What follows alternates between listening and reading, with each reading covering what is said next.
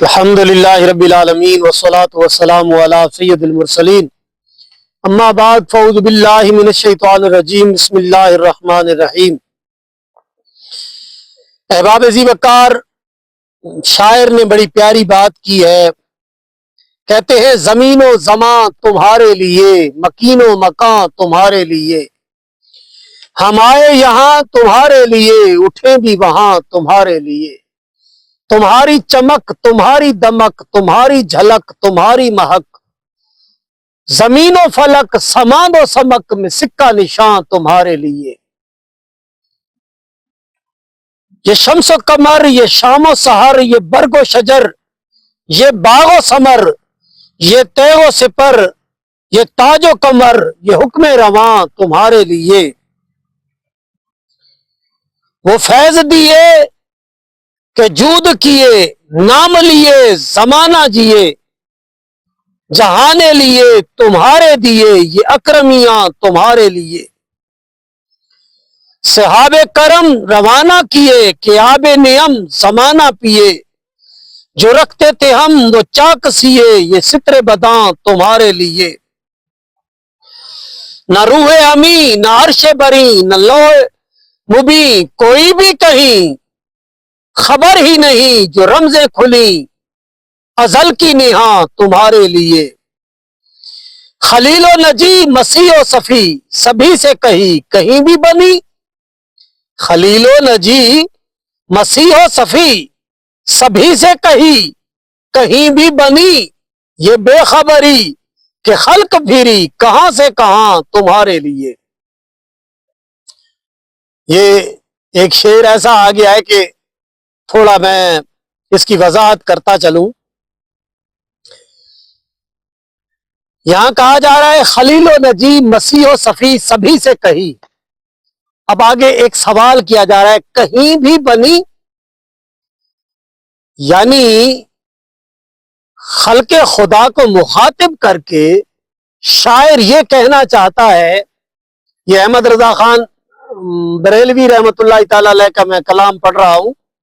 بہت زبردست اچھے لوگ اور بہت جو ہے نا جی یہ برگزیدہ لوگ ہوئے ہیں، تو بڑی زبردست انہوں نے بات کی ہے۔ خلیل و نجی مسیح و صفی سبھی سے کہی،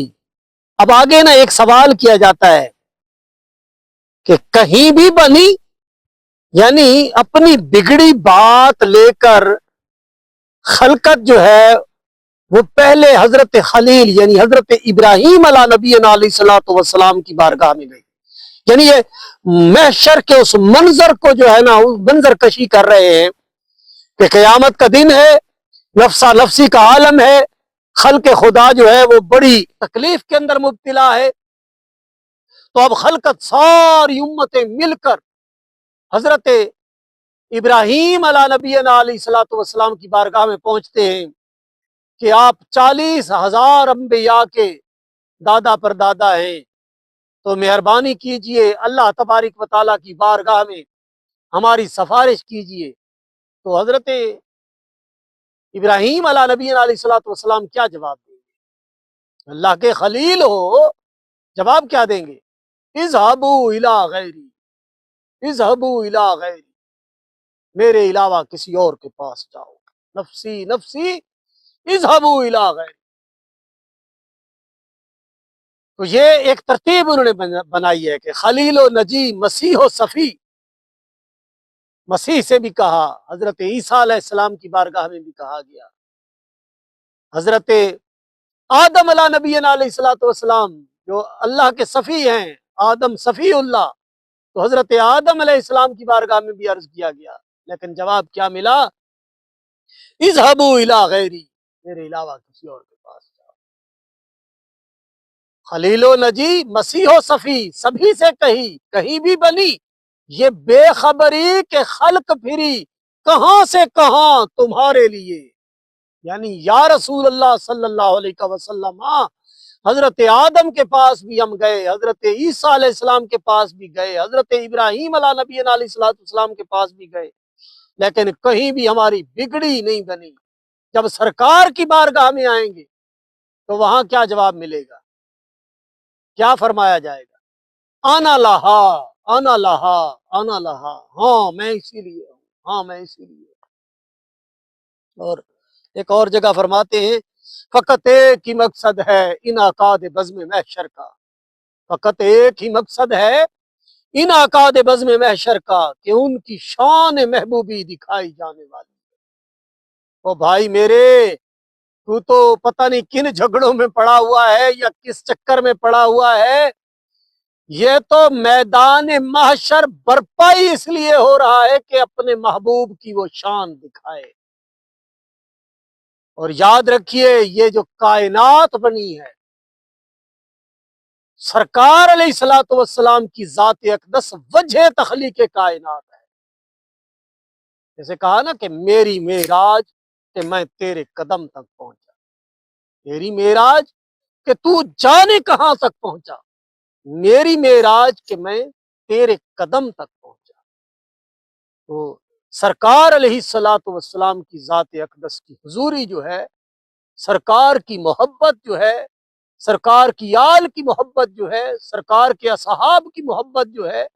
یعنی جو چیز یار سے جڑتی جائے اس سے پیار ہو جاتا ہے۔ کبھی مجازی دنیا کے اندر نظر ڈال کے دیکھ لیجیے کہ کبھی اگر آپ کو یہ آپ نے دیکھا ہو کہ ایک شخص کو دوسرے شخص سے محبت ہے، یعنی ایک محب ہے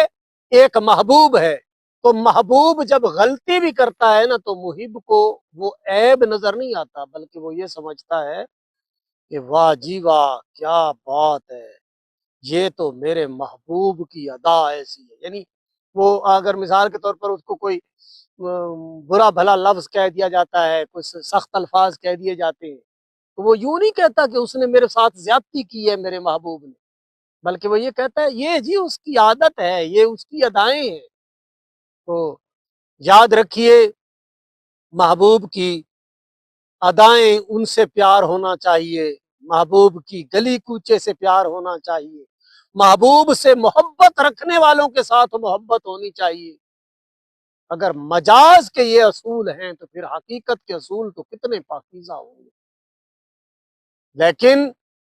ببانگ دور عشق رسول کے دعوے کیے جاتے ہیں، لیکن سرکار کی امت کو تکلیف دی جاتی ہے، سرکار کا کلمہ پڑھنے والوں کو تکلیف دی جاتی ہے۔ تو احباب ذی وقار غور کیجئے اس پر، کہیں ہم اپنی محبت کے دعوے کے اندر جھوٹے تو نہیں ہیں۔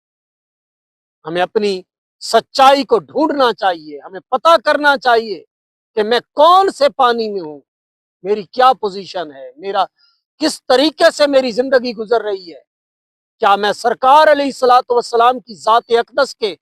بتائے ہوئے طریقے کے مطابق زندگی گزار رہا ہوں۔ یہاں تو حال یہ ہو گیا ہے کہ ایک بندہ 5 وقت کا نمازی ہو کر، تہجد گزار ہو کر، ہر وقت مسجد میں بیٹھ کے اللہ اللہ کرنے والا، وہ ایک شخص ایسا کہ جو کسی مجبوری کی وجہ سے نماز نہیں پڑھ پایا، یا مثال کے طور پر مجبوری نہ بھی ہو تو مان لیتے ہیں کوئی گناہ گار شخص بھی ہوتا ہے اور وہ نماز نہیں پڑھتا تو اس کو نفرت کی نگاہ سے دیکھا جاتا ہے۔ تو احباب اس طرح خدا نہیں ملتا، اس طرح قرب الہی حاصل نہیں ہوتا۔ میری عادت تھی، بہت پہلے سے میری عادت تھی، میں نے کبھی الحمدللہ کبھی میں نے کسی کو حقیر نہیں سمجھا۔ تو میں کوشش کرتا تھا کہ ایک شخص اگر کسی غلط معاملے کے اندر مبتلا ہے تو اس کے قریب جایا جائے، اس کی منت سماجت کی جائے، ہو سکتا ہے ہمارے کہنے کی وجہ سے وہ اس کو اس مصیبت سے چھٹکارا مل جائے۔ تو جو نمازیں پڑھتے ہیں اور پھر جو نماز نہیں پڑھ رہا اس کو برا بھلا سمجھتے ہیں، تو وہ یوں سمجھ لیں وہ اپنی جو نمازیں ہیں وہ بھی خراب کر رہے ہیں۔ نہیں نہیں نہیں نہیں، ما سوا اللہ آپ کسی کا جو ہے نا جی وہ نہیں کر سکتے۔ یہ یار یہ تو سوالات جو ہیں کہ تو نے نماز پڑھی ہے یا نہیں پڑھی، تو نے روزہ رکھا ہے یا نہیں رکھا، یہ تو اللہ تعالیٰ کی ذات نے بندے سے کرنے ہیں۔ ہم کون ہوتے ہیں کسی سے پوچھنے والے کہ تو نے نماز نہیں پڑھی جی، تو نے روزہ نہیں رکھا جی، تو نے حج نہیں کیا جی؟ تو یہ چیزیں نہیں بھائی، ایسے نہیں ہیں، اسلام کی یہ تعلیمات نہیں ہے۔ اسلام محبت کا درس دیتا ہے، اسلام عشق کا درس دیتا ہے۔ اسلام یہ نہیں کہتا کہ آپ کسی کو برا بھلا کہیں، کسی کے ساتھ جھگڑا کریں، کسی کے ساتھ کسی کا کوئی نقصان کریں۔ ہاں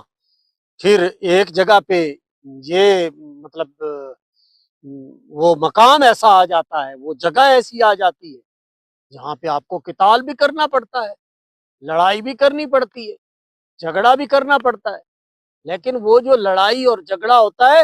وہ صرف رضا الہی کے لیے ہوتا ہے، اور وہ یہ مقام نہیں ہے کہ آپ کا پڑوسی بیچارہ وہ کسی بیماری کے اندر مبتلا ہے، اس کو شریعت نے اجازت دے رکھی ہے کہ وہ مسجد کے اندر قدم بھی نہیں رکھ سکتا، آپ کو اس کا پتہ ہی نہیں ہے، تو آپ نے صرف فتویٰ دے دیا ہے جی نماز کے لیے۔ بھائی پہلے پتہ کر کہ اس کو تکلیف کیا ہے، کہیں مسجد میں آنا ہی جائز ہو تو پھر وہ تیرے ساتھ آ کے نماز پڑھ۔ بہرحال اللہ تبارک و تعالیٰ ہے، ولاگ لمبا کیا ہو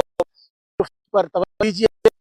کرتا اللہ تعالیٰ کی خیر پائے، ہم سب کی بھی فرمائے۔ اجازت دیجیے، بات ہوگی اگلے ولاگ کے اندر۔